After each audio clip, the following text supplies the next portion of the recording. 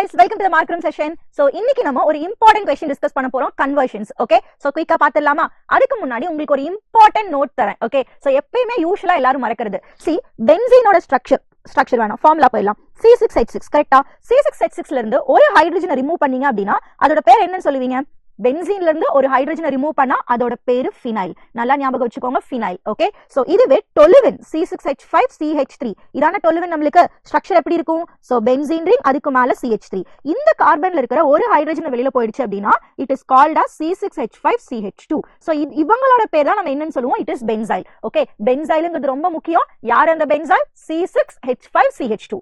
டொலுவின்ல இருந்து ஒரு ஹைட்ரஜனை ரிமூவ் பண்ணா கிடைக்கிறவங்க தான் பென்சைல். ஓகே, இப்போ நம்ம டக்குன்னு குயிக்கா क्वेश्चन சால்வ் பண்ணிடலாம். Okay, let's come to the question. First conversion benzyl chloride to benzyl ஆல்கஹாலா மாத்தணும். சோ குளோரின் OH வருது, அப்ப it is a nucleophilic substitution. Cl- க்கு பதிலா OH- வருது, அப்ப யார் எடுக்கலாம்? we can take NaOH, either NaOH or else KOH. இப்போ என்ன நடக்கும்? இங்க இருக்கிற Naவும் Cl சேர்ந்து எனக்கு பிளஸ் NaCl ரிலீஸ் ஆயிரும். KOH எடுத்தீங்கன்னா KCl ரிலீஸ் ஆயிரும். அப்ப Cl- க்கு பதிலா OH- வருது. இந்த ரியாக்ஷனோட பேரு nucleophilic substitution. So reagent NaOH. Okay, next one, benzyl alcohol to benzoic acid. ரொம்ப காலமா நம்ம படிச்சிட்டு இருக்கிற क्वेश्चन. சோ ஆல்கஹாலை நான் கார்பாக்சிலிக் ஆசிடா மாத்தணும். கண்டிப்பா என்ன எடுக்கணும்? I should take strong oxidizing agent. யார் அந்த strong oxidizing agent?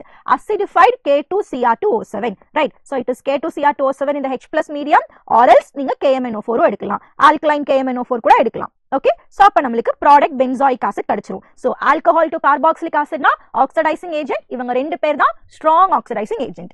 Next one, anisole to 4-methoxy acetophenone. Simple question. Okay, first நமக்கு ஸ்ட்ரக்சர் எழுத தெரியணும். அனிசால்னா யாரு? நமக்கு பென்சீன் கனெக்டட் டு OCH3 ஓட பேர் தான் அனிசால். இந்த அனிசாலையும் நான் என்னவா மாத்துறேன்? 4-methoxy அசிட்டோஃபினான். இங்க எப்படி மீதாக்சி வந்தது அப்படின்னு நீங்க யோசிக்கலாம். நல்லா கவனிச்சுக்கோங்க. 1 2 3 and then 4. so இப்படி நம்பர் பண்ணீங்கன்னா it is wrong. ஏன் இப்படி நம்பர் பண்ண கூடாது? because COCH3 தான் நமக்கு மோஸ்ட் பிரெஃபரன்ஸ். so 1 2 3 4. அப்போ இவங்களோட பேர் நான் என்னன்னு சொல்லுவேன்? I will be saying methoxy. கரெக்ட்டா? அப்ப 4ல மீதாக்சி குரூப் இருக்கு. அப்ப யாரு ஆட் ஆயிருக்காங்க? COCH3 ஆட் ஆயிருக்கு. COCH3 எப்படி ஆட் பண்ணலாம்? Electrophilic substitution reaction. நான் என்ன எடுக்கணும்?